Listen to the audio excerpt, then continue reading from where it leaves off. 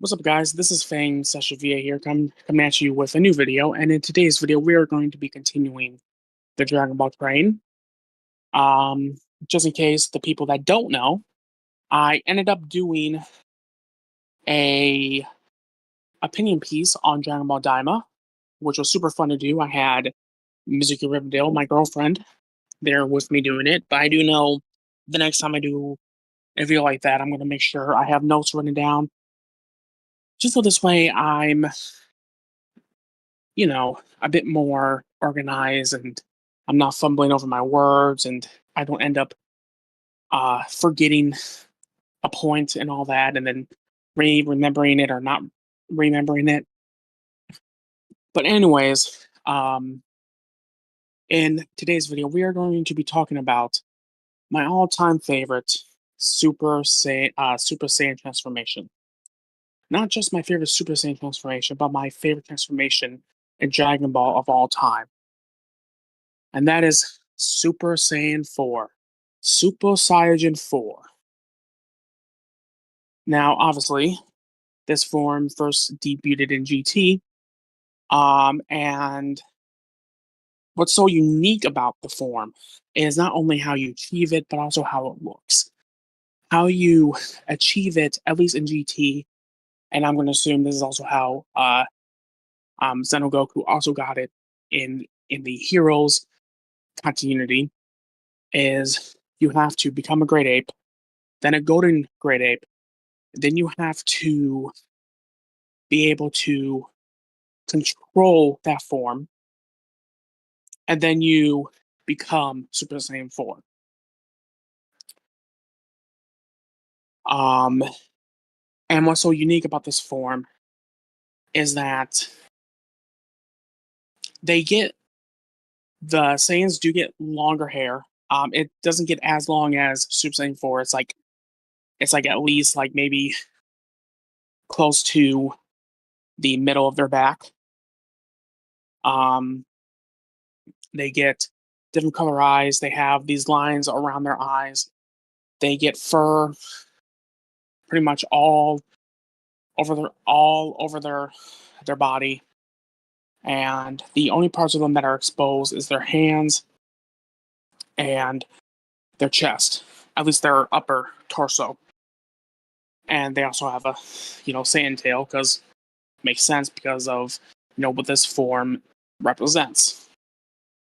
And of course in Daima, which I'm gonna give people 10 seconds to fast forward through this. There will be a time marker when I stop talking about Daima. So,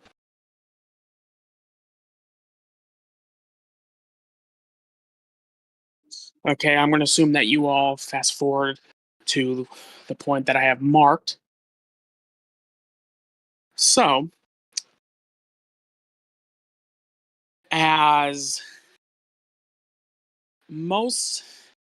as we've seen in Daima, Goku says that he was training after Buu, so this way he can be prepared if there's a bigger threat. And from what he says is that he could feel, he knew that there was something there, he just couldn't pull it out. If I'm wrong, Mizu will most likely edit in a pop up and all that. But I'm pretty sure I'm correct. And what Neva did was bypass the Great Ape requirement. Because in my opinion, I am pretty sure that even though that in Daima we see Neva, unlock Goku's ability to be able to actually use Super Saiyan 4 no matter how many times he wants. People thought that it was limited to how much magic that Goku had in his body, but I don't think that's the case. I think Goku can now actively transform into it. Which, does that complement the canon with Super? Yes, but as we know, um, Toriyama has no issue with messing around with canon. And there's also a possibility that this still could be a alternate continuity.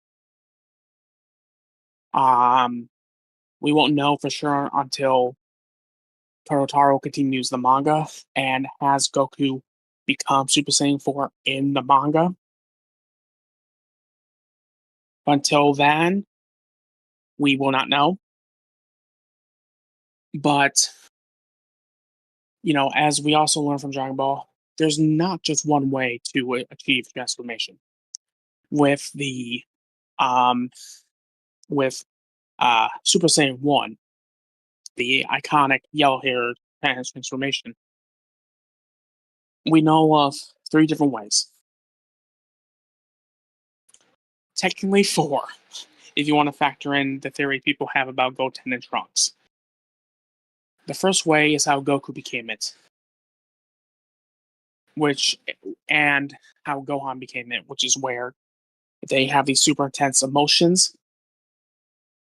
Goku's case, it was because of seeing his best friend get, you know, KO'd in front of him by Frieza. Gohan, it's from training in the hyperbolic time chamber, or the room of spirit and time. And Goku literally, pretty much, he tells Gohan to basically, this is how you become Super Saiyan, you know, and he literally, tells Gohan, if I remember correctly, imagine Cell just, pretty much destroying everything and everyone that he loves. Now, keep in mind, my knowledge of that part is from the old Funimation dub, which is not accurate to the source material at all, or the Japanese dub at all. Now, controversially, we also learn Super that they get a tingling feeling in the back, which is SL's, which is how Khalifa was able to become it, because she quickly realized that there was a tingly feeling in her back. And it was controversial because what they did was brought in science to something that was always mythical. What people don't realize is that the whole tingly back thing comes from martial arts, but to many Dragon Ball fans, they do not like it. And the fourth way is if a person that is already a Super Saiyan, I don't, well, we all know how Goten and Trunks was made. Pretty much that's the fourth unofficial way. This is why Goten and Trunks was able to achieve it so quick.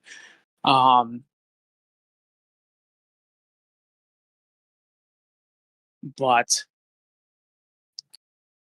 so yes, as we know, there are multiple ways of gaining transformation, and from what we learned from Vegeta and GT, I'm also going to assume Vegeta also learned this himself, is that you don't need a tail to achieve Great Ape. With Bulma's Blitzwave machine that she created when everyone was taken over by Baby, the parasite, that as long as you're a Saiyan, you can use that Blitzwave machine to become a Great Ape. And that's what happened. And it's funny too, because in that episode, he messes with Goku by reenacting what he did during the Saiyan saga, and it Goku thought that Vegeta lost control, and Vegeta basically told him to chill. He's not a low class warrior; he's a elite. He got this, and then he becomes Super Saiyan 4. And that is the thing that I love about Super Saiyan 4. It goes back to the Great Ape with Saiyans. It is the one form that perfectly reflects a Saiyan's full potential with a tail, or fully reflects if you have fully mastered Super Saiyan and you manage to become a Super Saiyan as a great ape and master that, pretty much get control and you become Super Saiyan 4. That is why that transformation to me has always been my favorite. That is why, you know, even though I like Super Saiyan God and I like Super Saiyan Blue, to me, Super Saiyan 4, I feel, is the path that all Saiyans should go down to. That's also why I like Beast Gohan's form, because the red eyes are clearly his Saiyan genes. That's my opinion. Because they remind me so much of the eyes of a great ape. And when someone first becomes a great ape, their eyes change to red before they start fully powering up into one. Um, you know,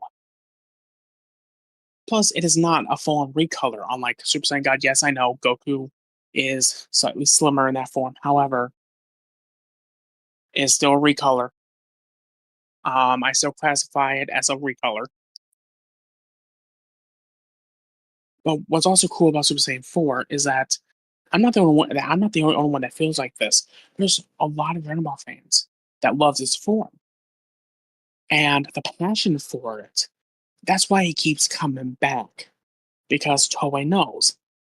And Sueisha and Ioku knows that Super Saiyan 4 is very popular. And it should be. It's a very unique form. And the fact that we got to see it again in Daima was very cool because, of course, there was theories about it.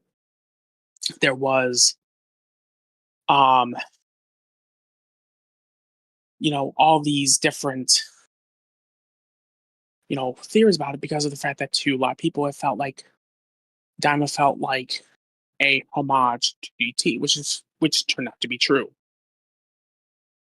And then, of course, if you look at Heroes took Super Saiyan 4 and really showed that this form is iconic. It's and not only that, in both GT and in Heroes, we see advancements to the form, similarly to Blue.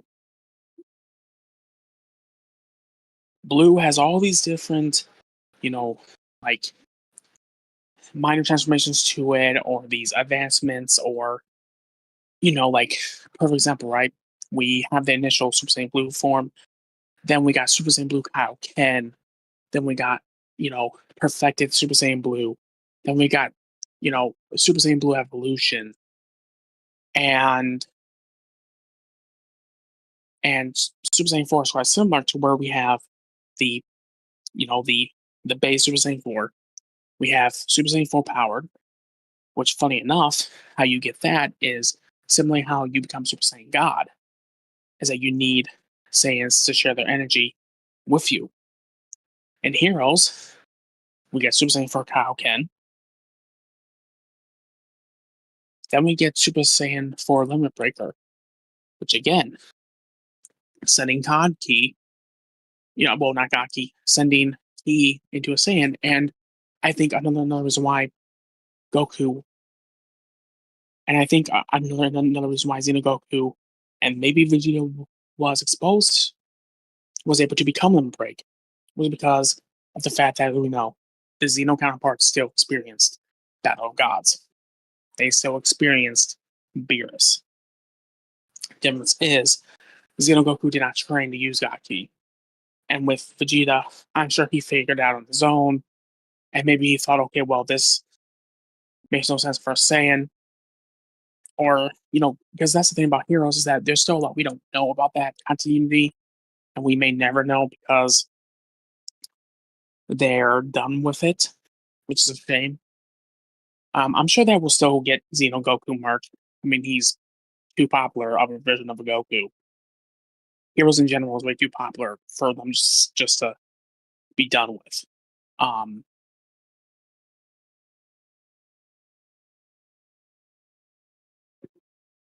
but not only that, but in Heroes, we got to see Super Saiyan 4 Gohan, Super Saiyan 4 Broly, Super Saiyan 4 Limit Breaker Broly, Super Saiyan 4 Bardock, and even Moro. Just so people, just in case people forgot who Moro is. Not Moro. We're gonna edit this little blunder out, and we can just make it a blooper. I messed up. I meant Mira. Mira has a Super Saiyan 4-esque form himself. If you've played Xenoverse, or if you have ever researched Dragon Ball Heroes, you'll know that he has a form that's very similar to Super Saiyan 4.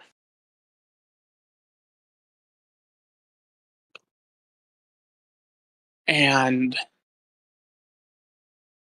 not only that, but the fan art for Super Saiyan 4, there's so much of it.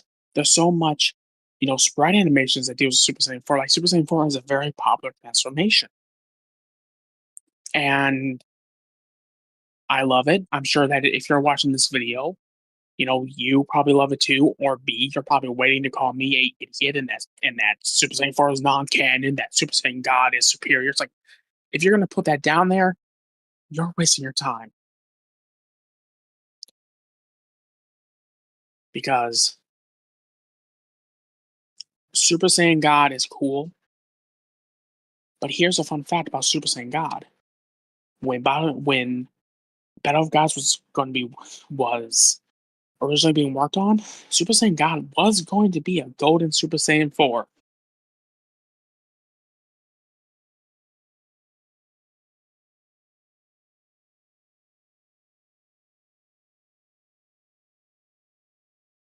So that goes to show you, and not only that, Toriyama is a big fan of the form himself, which is why they brought it back for Daima, which is why he drew it for the last page of a booklet that came with the GT Dragon Box. That's also why he complimented Nakasuru, designed for Super Saiyan for Goku, and probably the lore behind it, to where he had moments to where he didn't know that if he created it or not. Like I said in the Diamond video, us Dragon Ball fans needs to get away from debating about what's canon and what's not canon. And for Japan, they don't really care about that. To them, it's a new project. For example, Boruto is the current sequel to Naruto. But who's to say down the road Kishimoto decides, oh well, this isn't what I wanted my vision for the sequel to be, so I'm going to retcon Boruto and create something new. Or he decides to go back and change the ending of the uh, OG Naruto run by making it to where Naruto gets with Sakura. They can do that. I mean, George Lucas retconned Anakin, looking old as a Force Ghost, which is a very controversial change. However, I don't mind it. Although we're not here talking about Star Wars. And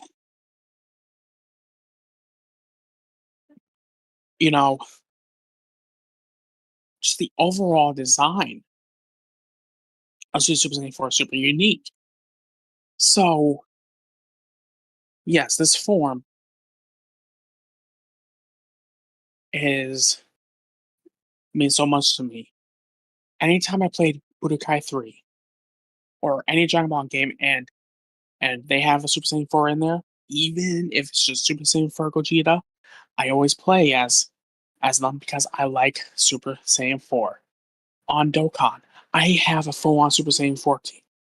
on Legends. I have a full-on Super Saiyan 4 team.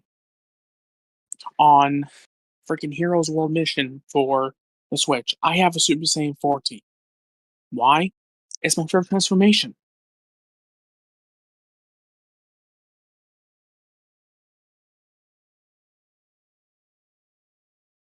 So I'm looking forward to seeing where this form pops up next. Will it be in the Dragon Ball Super manga? Putting the end to if Daima and Super are canon. Although if that doesn't happen, that's really going to, make the people really go nuts on Twitter.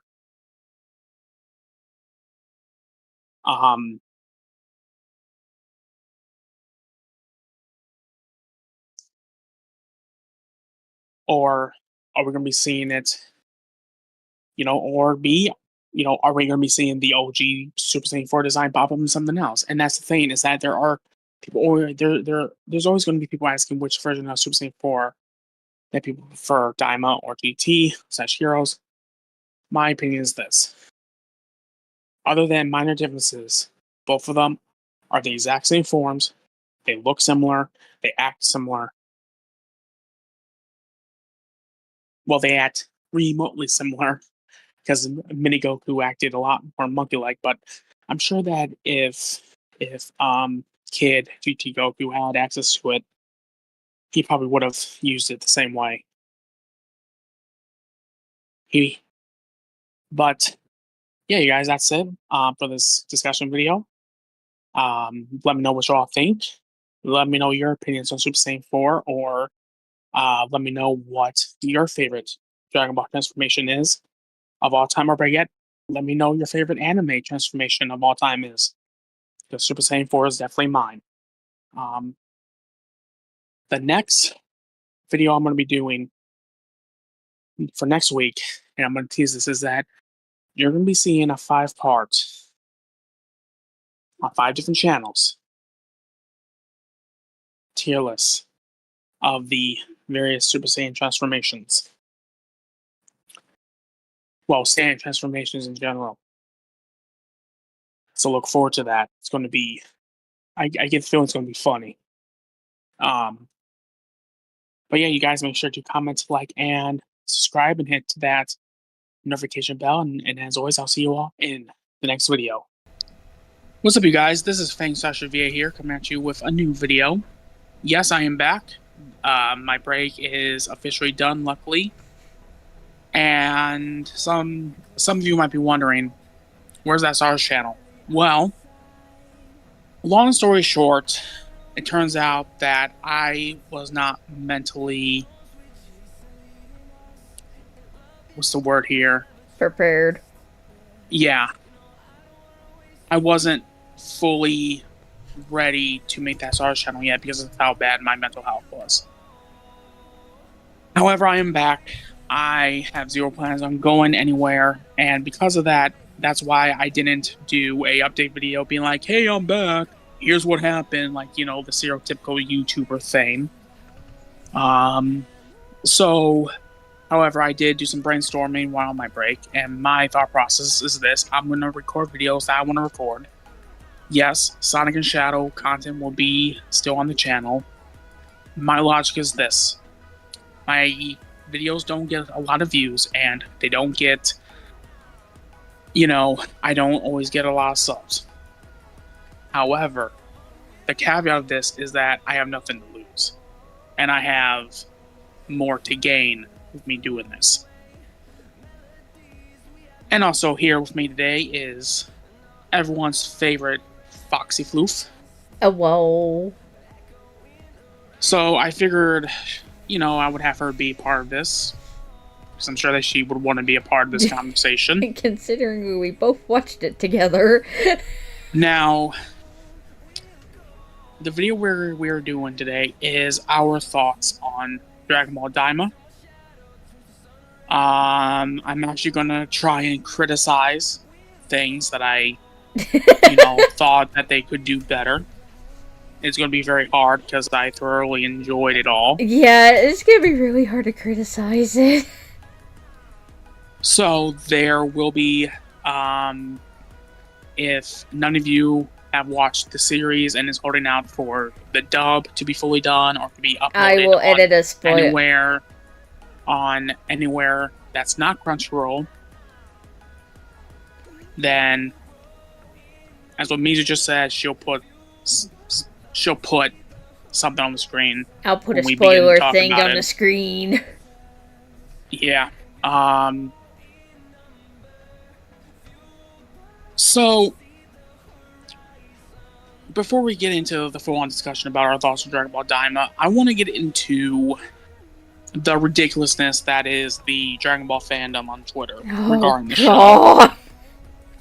Ever since the show was announced, and even when it was airing, it had this weird stigma about it. That for some reason, because of the fact that it wasn't Dragon Ball Super Part 2, a lot of people did not want to support it. A lot of people did not want to watch it. People did not want to give it a chance because it's not their beloved moral arc. And I get it. I want Alter Ego to be animated so bad so that we can have that form in all the various video games. And even though I understand that, if you're a fan of Dragon Ball, in my opinion, and of course, right, I can already hear people in the comments now, however, this is my opinion. If you're a fan of Dragon Ball, you should at least give the show a chance. Yes. And on top of it off is that even when the show was announced, there was people weird about it because of the fact that if you just, the adults was turning to kids. And there's this stigma about GT, Dragon Ball GT in the fandom as well. And there's also a stigma around OG Dragon Ball, which I don't fully get. When it comes to anything remotely Kid Goku, there's a portion of the fan base that wants nothing to do with it. Which is so weird. All because they started out with Dragon Ball Z. And in my opinion, that's no excuse. Like with Star Wars, I grew up with the prequels. The Star Wars prequels is my Star Wars. But I still went back and I still checked out 4, 5, and 6 so I could understand what happened, what happened, after. Yeah. Technically, when it comes to real world stuff, I went back to look at what came before, but technically it's after. Star Wars is weird like that. Yeah, it's really weird. Like that. Even though that I understand this people's opinion, I don't agree with people's logic with that. Another thing that was also driving me nuts is people calling this non-canon. Now, if I find out any of you are the people that say that GT isn't non-canon because it doesn't feature Toriyama working on it, Oh boy. and if you all are saying Daima isn't canon, you guys have no right to use that reasoning with GT. That is called calling the... Would it count as calling the kettle black? It kind of would. It kind of would. Now, despite that, I still welcome opinions. So I want everyone to remain cordial in the comments, even though that kind of came, left field, and I threw basically the equivalent of how to word this without YouTube flagging my video. Summoning Godzilla. Yes. To wreak havoc. Yes. So anyways, with that said, as a fun fact, I was actually going to make that another video. I was going to put the whole Dragon Ball fan base on blast, but I'm like, I don't need to make a whole video. You don't need a whole video on that. Despite those fans, I actually like this fan base. Especially the artists. Oh god, the artists are amazing. So shout out to all you actual artists out there, and not you AI artists. Yes. So this show definitely gives me strong Dragon Ball GT vibes. And, that was the whole point of the show, right? Yeah. And there's so much similarities. The fact that you're going on this adventure to find Dragon Balls, to this way, Goku can be turned back into normal and all that. And, well, in this case, it's everyone. Um, Even though in GT they did it because they had to make sure that the planet doesn't explode, I Quote, believe. yeah. But I believe they said along with that they were going to wish Goku back to his adult form as well. I If I believe remember. so as well. It's been a while since I've watched GT. Yeah. But even the main characters. I mean, there's four. Like GT started out with three, and then we got a fourth one. So for GT, we had Goku, Trunks, Pan, Yep. and then Giru. Yep. And then for Daima, we have Goku, Florio, Pansy, and Shin. Which we find out more about his race's lore. I know, which is so cool. Now I've always been a big GT defender because I thought that the hate of GT is so over exaggerated. Yeah. I think people using Toriyama as the reason why they don't like it, I think that is such a cop-out. Because Dragon Ball has made things before that people enjoy that didn't have Toriyama really working on it other than character design. And those are, a lot of, and those are a lot of the movies. Yep.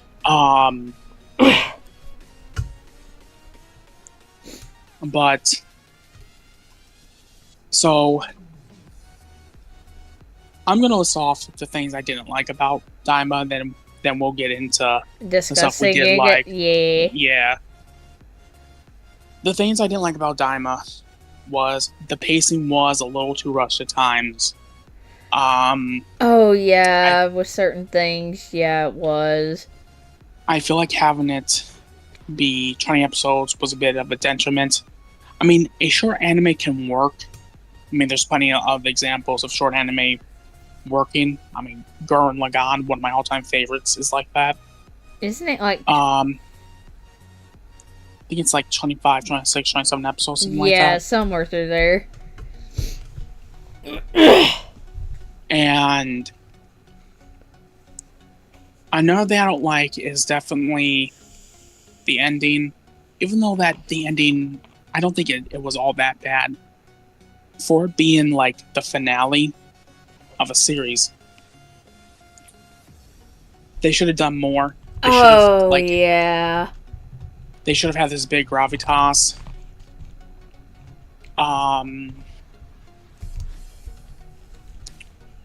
But like what people pointed out, it definitely felt more like a season finale than a series finale.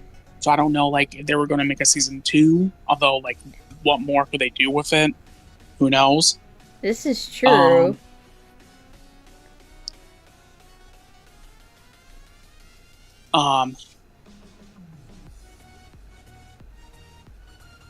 One other thing I don't like about it is that there's a certain episode that I think, while I do understand that, it exists for a reason,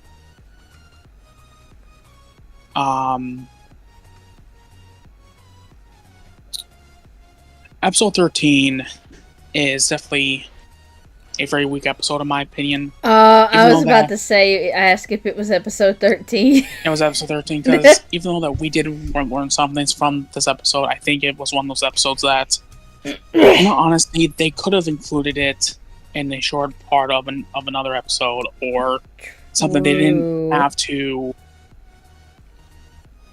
they didn't have to have a standalone episode for episode 13, although the character interactions, like especially between Pansy and Bulma, was very nice. It was cute. And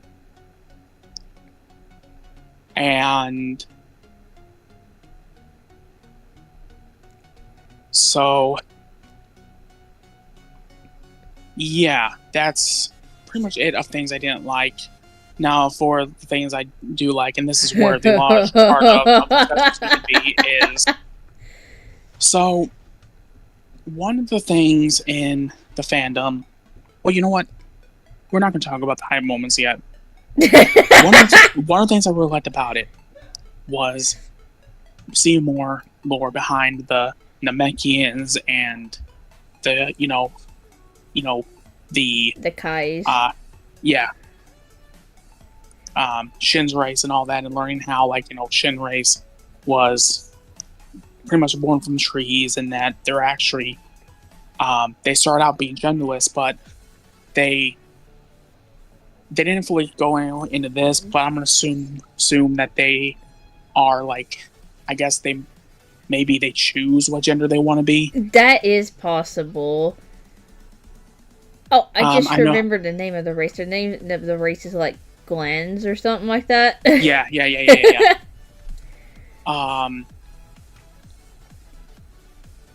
So that was super interesting, and we actually see the guys from Dragon Ball Super.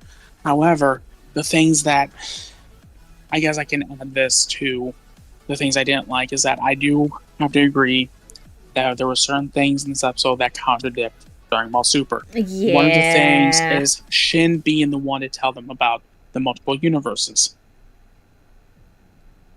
which is why it made people wonder if does Daimon take place in an alternate continuity. I think it does. I mean, it is very possible. I mean, that's what people went with GT. Not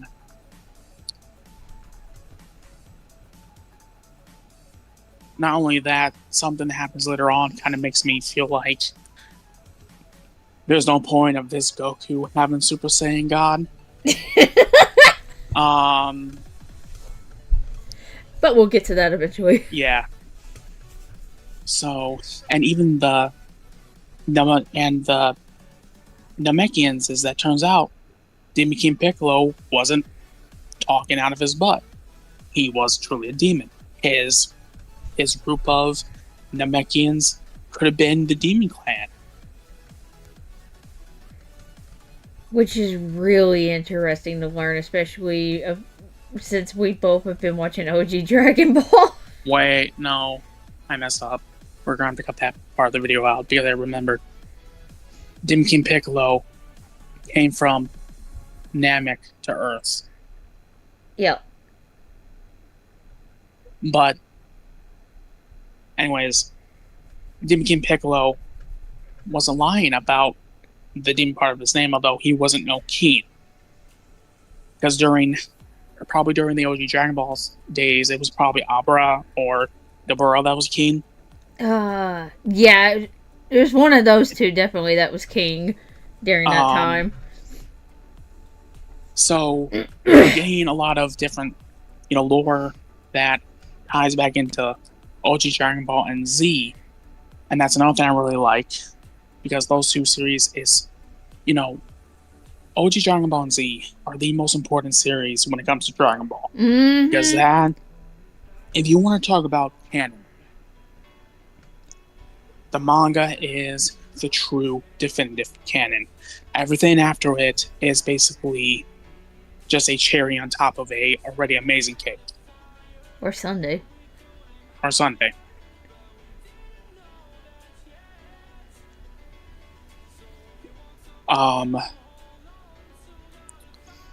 Some of the things I like is Majin Buu and Majin Buu. They are such goobers. I love the both of them so much.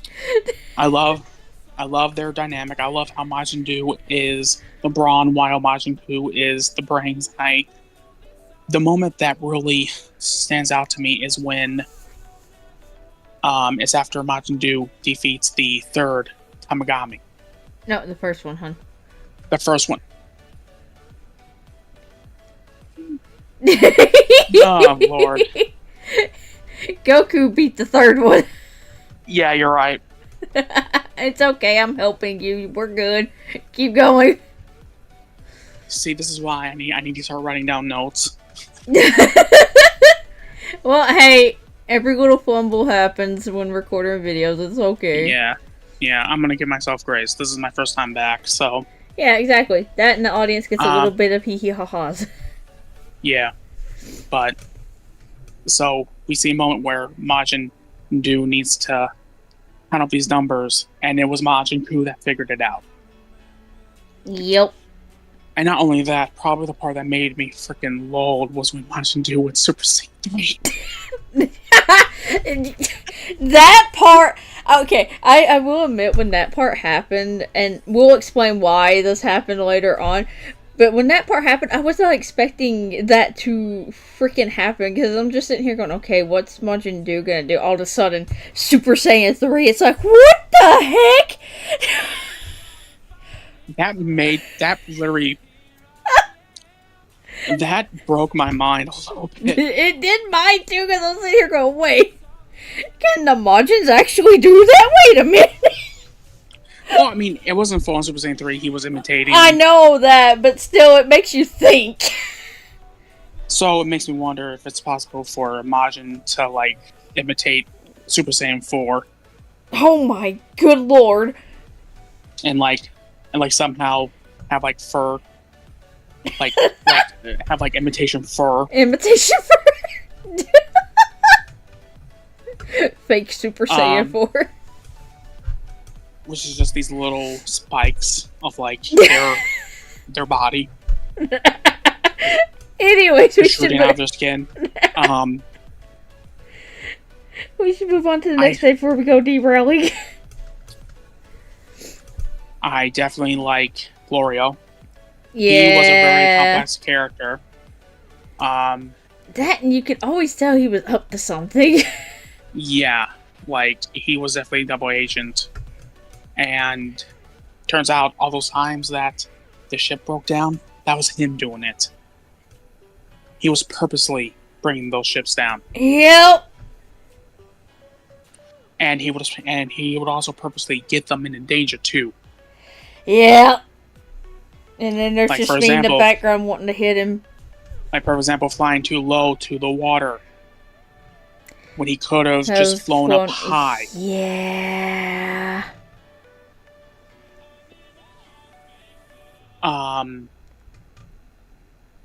Pansy was a riot. She definitely reminded me a lot of, like, early Dragon Ball Bulma, but also some Pan as well. Yeah, Pansy's a hoot. Shin, of course, is Shin, and honestly, something he said really freaking triggered me. I forgot what was it. What was it that he said that triggered you so badly? His main job is to protect the universe. Oh, never mind. I remembered. Yeah, that triggered me pretty hard. You guys should have heard him. He went on a spree. It was funny, though. There's a reason why the Dragon Ball fan base calls Shin useless. Yeah, I know. I know. I'm just saying, it was funny how you went on a spree. It was funny. Freaking King Kai is more useful than Shin.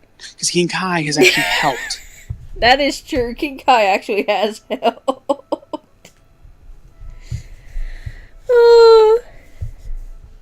Let's see. But,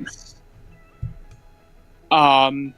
Rensu, I really enjoyed as well. Because she's definitely she definitely gives off single mother vibes. She does. Plus, Arensu is Shin's older sister. Yeah, and he also has an older brother as well. Yeah, I actually forgot his older brother's name. Fuck. Degetsu or something like that. Degetsu. Yeah, something like that. I forgot his name. Let's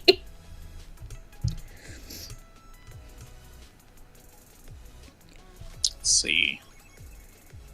There's I enjoyed all three Takagamis. Yeah. Especially the first one. Yeah, he's really cool. You know, it's controversial. I actually didn't mind the big final villain of the series. I mean, yeah, he could have been more, but it's like his whole point was to get that eye. And the thing is, And- too, we don't know how powerful he is without the eye, because he could be extremely powerful. Because That is true. And to quote Yoda himself, size matters not. This is true. And also, he was the tutelage under Deborah, so... Yeah, so there's a reason. It's just... Daima was... Oh. Although I find it interesting how once he turns big, his outfit looks similar to the Pride Trooper. Yeah, which does make which there's a theory going around. Did he have something to do with what happened to Jiren's parents? You know, that's a very interesting theory. I am interested in that theory. You know, it's just a theory, but I do find it interesting how it's a homage to. And not only that, but even the arena was like It reminded me of the Tournament of Power. Yeah. Especially the final battle, where you have all of them teaming up against. God, yeah. Well, shall I bring up when Vegeta gets a certain form before we bring up the hype one? Yeah. So, they're in episodes 11 and 12. Vegeta has called dibs on fighting the second Tamagami. Since, you know, Goku, aka Kakarot, got to fight the third one. Kakaroto. Vegeta was like, well, you know, it's my turn to fight. You got to fight the last one, my turn now. Well, during that fight, specifically in episode 12, the Namekian that's with them, I forgot his name. Neva. Neva does this thing that activates, I guess, hidden power inside the Tamagamis that he has with his magic. Yep. For all of you RPG fans, he basically buffed him. Yeah, he gave him a buff. He made him stronger. So, it's like, looks like Vegeta's getting his butt kicked and stuff and all this. Not only that, he almost gets eaten by the Kraken twice. You guys will understand when you watch when I say Kraken. But it looks like Vegeta's gonna lose, and then all of a sudden he starts powering up, and all out of nowhere he's Super Saiyan 3, and it's just like, he finally achieved it! Now, here's the thing, right? Vegeta achieving Super Saiyan 3 is not a new concept. He achieved it in the Rage and Blast games. That is true. Zeno, Vegeta has access to Super Saiyan 3. In Heroes. The difference is that before Daima, Vegeta Super Saiyan 3 was basically Goku's hair, Super Saiyan 3 hair without the bane. Yep. And, however, in Daima, he gets this unique Super Saiyan form that actually goes along with his hairstyle. Yep. And, ironically enough, and, you know, of course, you know, you're probably going to edit this in because I'll probably send you the picture. There's a concept art of when Toriyama was working on Super Saiyan 3, and there's one concept art where Goku has a similar hair to how Vegeta Super Saiyan 3 is. I did not know that. Yeah, you're going to have to send that to me so that way I can put that in. When I saw that, I instantly knew. Like, okay, so they reused an old concept. Which is cool. That's amazing. We also learned that the reason why Vegeta fights with his legs and has his arms crossed is because of Vegeta. Yeah, but yeah, we get to learn about a certain which in all honesty I find kind of funny that it's from Vegeta that Vegeta learns that from. Yeah. It's like, so that's where Vegeta learned Leg Day. So, during the final battle, we do see that form again.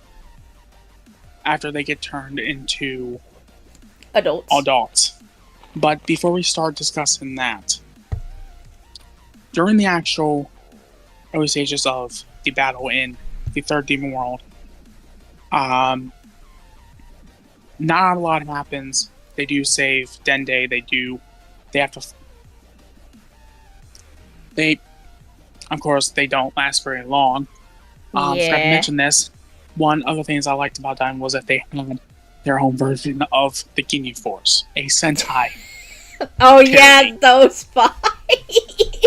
A Toku Sentai parody.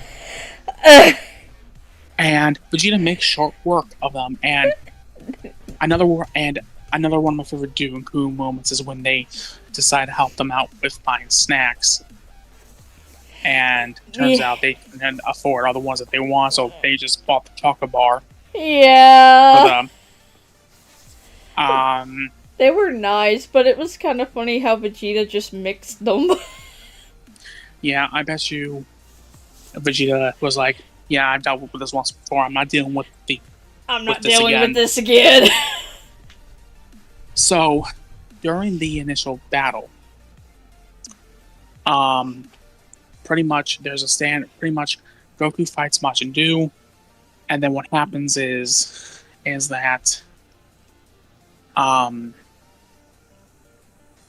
in the middle of said fight, yeah, the main boss, I forgot his name. Did you? Is it like Goma or something like that? Yeah, Goma. Goma intervenes and disrupts the fight, and he creates a arena for them to fight on. At this point, Goma has gotten the third eye. Yeah. And what this form does is, the more weakened you cannot beat anyone if they have the eye. There's a certain way you have to do it, and basically, they keep getting more power. Yep. And no matter how battle damage they get, it gets repaired. And so, because of that, it makes Goma look like weak. But it's like, well, that's why people want the eye. That's why. Any demon, any person with that eye is an issue. Yep. So, everyone's teaming up against Goma, and we see some cool fights with Goku and Tanigami. Tanigami 1 and Do. All three of them going in. You have Vegeta and Piccolo and Goryo also fighting them, and then finally it gets to a point where Goku turns Super Saiyan 3, which is why Do doesn't. But then what happens is Goku gets his butt kicked, and he's lying there. And Eva comes, pretty much does something to Goku's DNA by helping him finally push through that ceiling, and we see, for the very first time, Toriyama's version of Super Saiyan 4. And it looks amazing. I like it. This isn't the first time Toriyama used Super Saiyan 4. If you were to get the GT Dragon Box that only came out in Japan, in there in a booklet, I believe, if you flip through it, there's a drawing. I believe it's on the last page of the booklet where he drew it. Yeah, Super Saiyan 4, and he did the same thing for the movies, but with Super Gogeta. Yep. And Toriyama always liked this form because Nagasuru really knew Toriyama's strong style so much that there were times that he thought that, he created Super Saiyan 4, even though he didn't. Like, he would actually forget that he did not create it because it's so much that Toriyama would do. Which is why it kind of rubbed me the wrong way on Twitter, where you have all these people coming out of the World of War being like, Super Saiyan God is the true Super Saiyan 4. It's like, dude, even the freaking creator of Dragon Ball loved Super Saiyan 4. Exactly. I'm not saying that people can't have I'm not saying people can't have Super Saiyan God as their favorite form. I'm saying that at least Super Saiyan 4 isn't a freaking borderline recolor.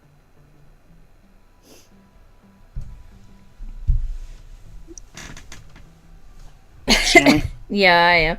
And no, you're not. And did you hear a part about the Super Saiyan God where I said it's a Yeah. recolor? Yeah. Okay.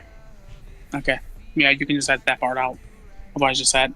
God, I'm sucking at this. No, hon. You're fine. You're Um, fine. You're fine.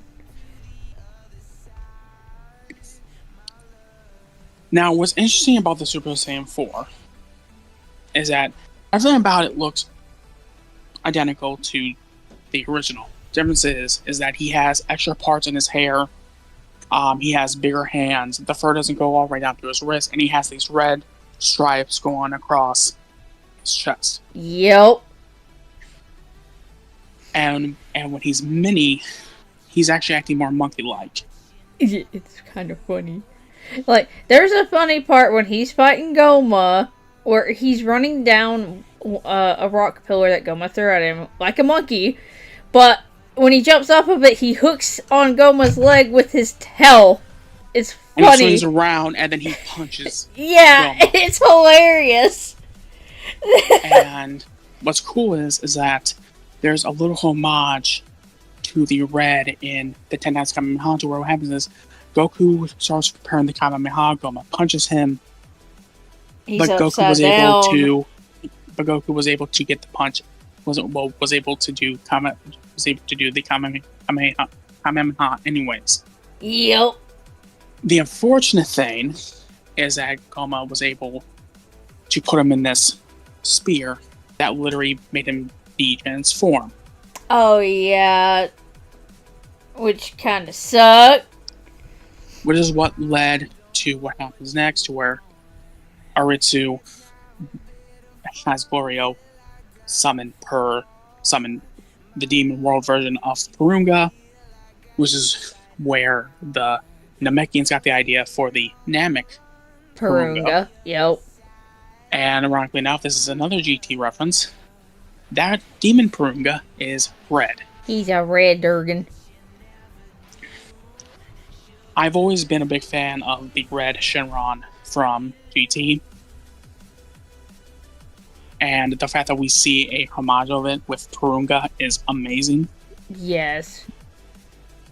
And then he makes a wish. Now, at this point, everyone's wondering is he actually going to let Aritsu become immortal? However, in the next episode, in episode 20, The final episode. No. In episode 19, actually. Oh, yeah, no, yeah, it's episode 19. Never mind. The episode before the final episode. Turns out Glorio got double-crossed Aritsu because he has grown to really enjoy being friends with Goku and the others. They get their bodies back. And there's this wholesome moment to where, like, he apologizes, and Aritsu pretty much says, "It's fine, but you're fired." And she's not mad. She's not upset. She's not.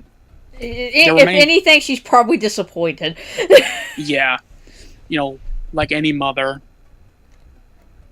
It's like, I'm not mad. I'm not upset. I'm just disappointed.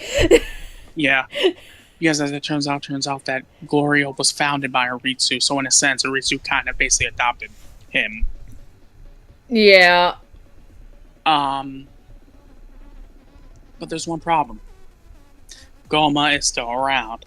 So, Vegeta decides it's his turn to fight. Both him and Goku argue. And then Vegeta says, "It's my turn." And then we see Super Saiyan 3 Vegeta again. As an adult. As an adult. And the fight between them was so freaking cool. Like, they do these point of view shots that's so much like the Dragon Ball Super Broly movie. So good. And then we see Final Flash. A huge ass Final Flash. And then what happens is he has no choice but to be transformed, but we all know Vegeta, he's stubborn. So he ends up trying to fight again, and people are noticing the fact that, well, it's Goku's turn, Goku should fight. And because at this point they have that, and Goku was also pointed out Vegeta couldn't last much longer in Super Saiyan 3. Yeah. And this was when the plan was conducted of Goku would distract Piccolo so that Piccolo can hit him in the back of the head 3 times. And of course, Vegeta won't listen until Bulma decides to do the most mean thing from the series. The funniest line, one of the funniest lines in the series. And I'm gonna try to end. We're gonna try to reenact it. Yes. Vegeta's fighting. Bulma walks up. Vegeta, if you don't get down here right now, we are never taking a bath again. Together. Well, that's what happened after. Yeah. The first time she tries to get him to... Yeah, she's just like trying to tell Vegeta, come on, it's Goku's turn. But then once she said that, Vegeta literally turned with the most, like his heart has been broken. And does the biggest, fastest haul ass I've ever seen that he's ever done. He hauled ass so fast. And D-Transformed immediately led in beside Piccolo with his arms crossed. It was hilarious. And Piccolo's face was funny. Piccolo's like, you gotta be kidding me. And then there's just Goku rubbing the back of his head, but why is that so important? Well, here's the thing. People think of that as a slight towards, the fact that Goku doesn't love Chi-Chi. No. What it is that Goku experienced, in a sense, doing that with Bulma during OG Dragon Ball. Yeah, that's why he was so confused. I'm like, why is that? Huh? Why is that such a big deal? Yeah, that's why he was so confused. There was even a post somebody put on Twitter. It wasn't a bad post about it. It's where they screenshot Goku's face and said, "This is a man that remembers his bath with Bulma." Yeah, exactly. I mean, that's what I was literally referencing. Yeah, I know, but I was just saying to help with your point there, hun. So then, of course, for all of us Z fans and Budokai 3 fans, and I will say why I say Budokai 3. We see Goku do a 1-for-1 reshot of his transformations, going from 1 to 2 to 3, and it's animated beautifully. Oh, it's and so Glorio, good. And Glorio does his own version of when Babidi goes, "What a pointless transformation! You change your hair, so what?" But instead of Goku saying, "Just wait," and now this is to go further beyond, Goku smirks. One more bonus, and Vegeta knew immediately what Goku was about ready to do. Yeah. Goku screams. He starts powering up. His eyes go red. He rips off the top part of his gi.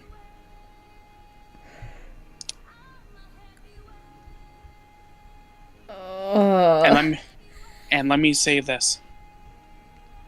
Sean Schemmel, Scream. He has a lot of shoes. I mean, he has some big shoes to fill. When we see that episode in dub, Masako Nozawa is a 90-something-year-old woman, and she pulled off a scream like that. She pulled off a... It was an amazing scream she pulled off in sub. Sean, and this is where I'm going to coin the phrase.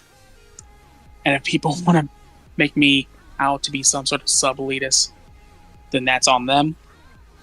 Sean Schemmel voices Goku. Masako Nozawa is Goku. Yeah.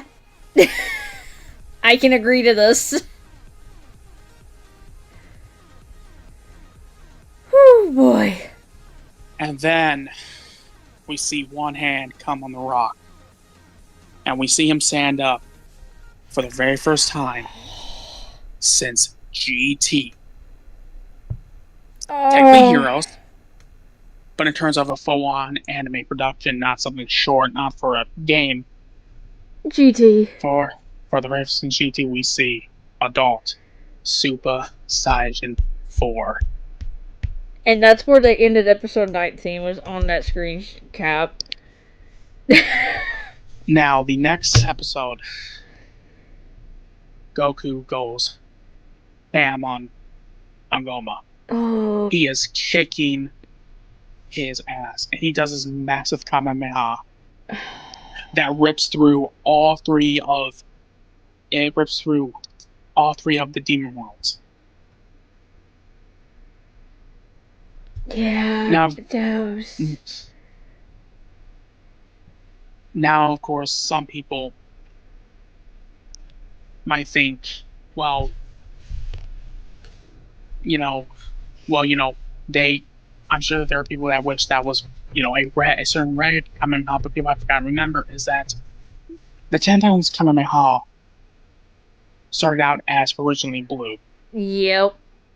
I believe it became red once he became full power, Super Saiyan 4, Yeah, I during think his time it's with Aiden. did so as well.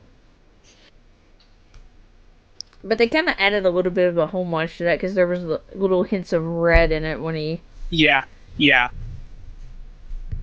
So if he keeps using that form, if he keeps using that Kamehameha, there's a chance it could turn red, or B, he might achieve his own version of full power, Super Saiyan 4. Oh god. Because the look of Diamond Super Saiyan 4 gives me Limit Breaker vibes from Yeah. Heroes, and also gives me Gogeta vibes as well. Super Saiyan 4 Gogeta. Yeah, it does. It really does. And the fight ends with a victory because Ku helps them out because Uritsu basically was the reason why they knew about they got hit him in the head 3 times, and that's another wholesome moment that Uritsu has with her children that calling them. Is that Ku helps her find the page by flipping it super fast. Yeah.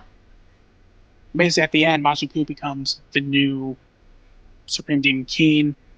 Uritsu basically becomes, His tutelage. yeah.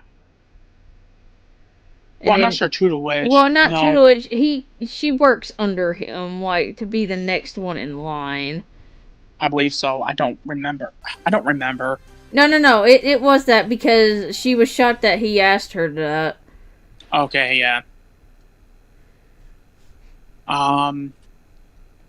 Everyone leaves, and basically, we get to see, Goku and Vegeta talk about their forms and how, Vegeta, complains like, okay, well, how did you get that form? And then Goku explains how he's been training ever since Buu was defeated, and he could feel this power inside of him. He just couldn't pull it out, and that's what Neva did.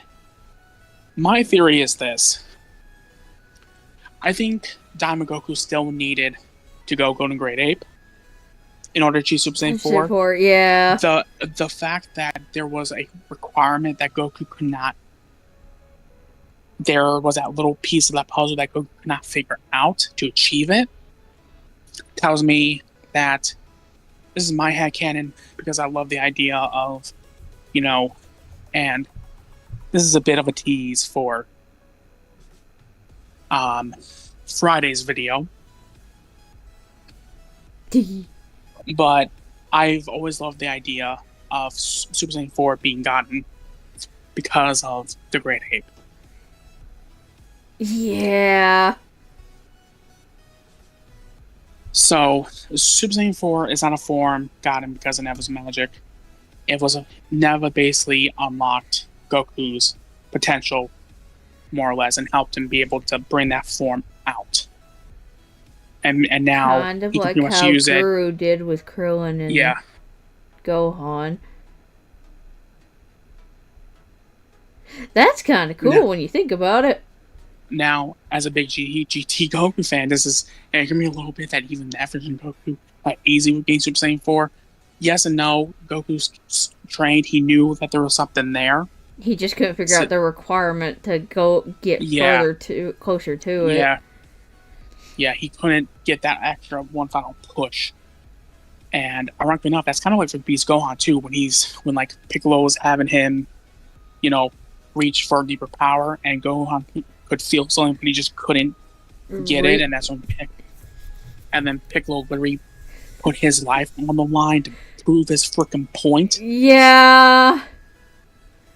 And then of course too, like Goku, talked about how Vegeta achieved Super Saiyan 3, but because Vegeta wants nothing to do with, doesn't want anything in common with Goku, he calls it Ultra Vegeta 1, which is what annoys me, because there are people calling that form that name, and I'm like, well... It's not that, it's Super Saiyan 3.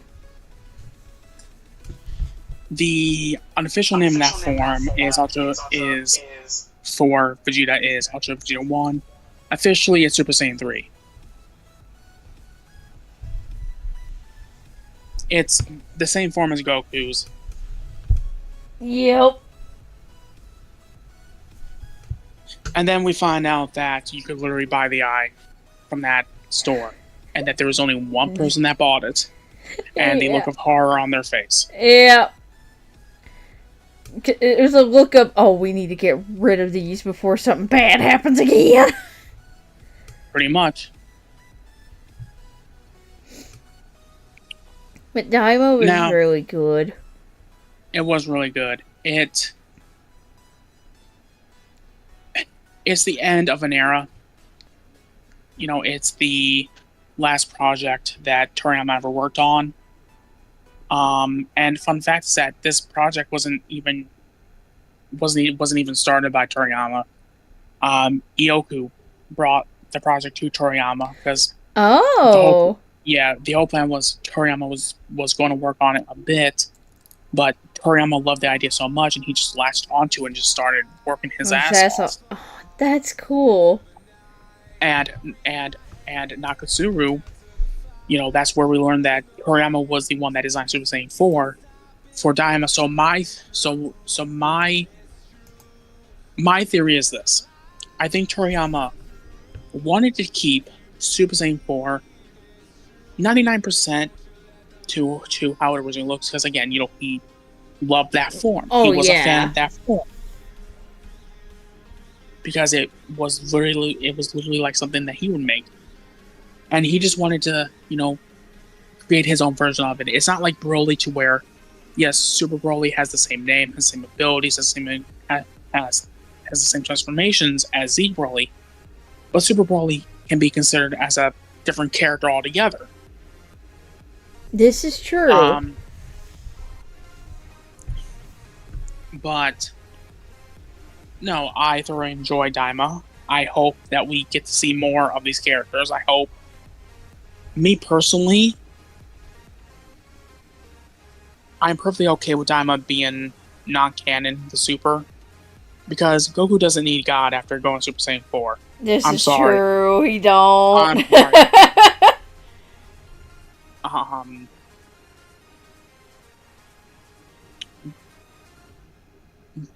But even though Goku...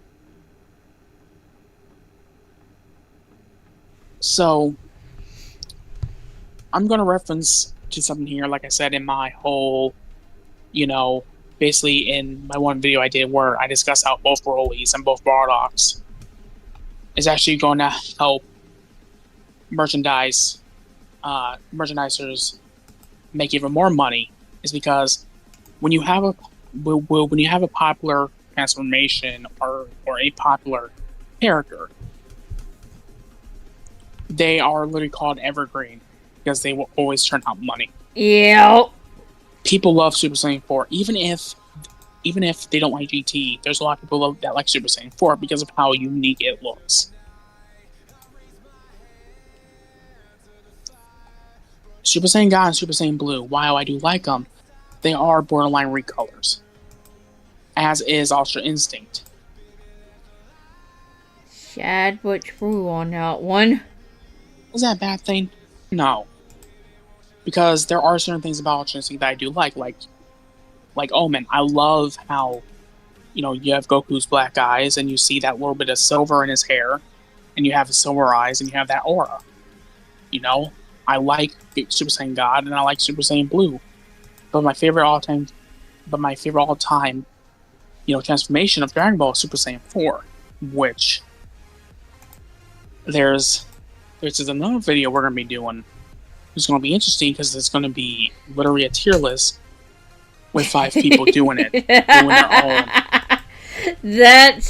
I already know that's gonna be a very interesting video. I can see some borderline debates happening, especially if someone puts Rose up in S tier. Oh my god, yeah, I can, yeah. But yeah, you guys, that's it for this video. Definitely let us know your thoughts on Dragon Ball Daima down below. I'm sorry for any of the blunders that was been made in this video. This is my first time back. I will make sure to have notes written down for videos like this in the future. Make sure to comment, like, and subscribe. Make sure to hit that bell button. And definitely go sub to Mizu's channel. And sub to this channel as well. And yeah, we'll see you all in the next video. Later, guys. Bye, guys.